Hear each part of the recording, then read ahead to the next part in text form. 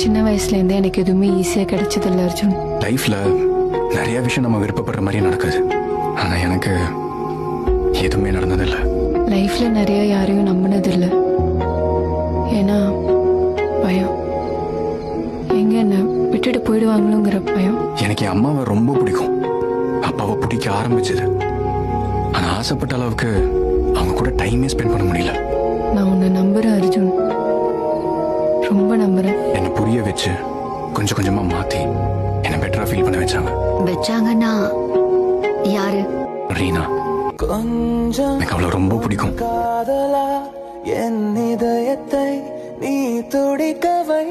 இங்க பாரு, சரியாயிடும். It's okay. உனக்கு புரியாது ரீனா. எனக்கு புரியுது அர்ஜுன். என்னோடு நின்று கொள்ளடி, விலகி செல்ல வேண்டுமோ?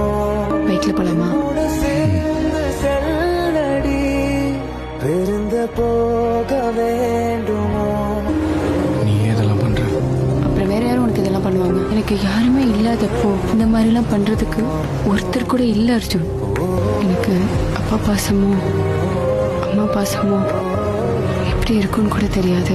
அதோட வலி எப்படி இருக்குன்னு எனக்கு நல்லாவே தெரியும்.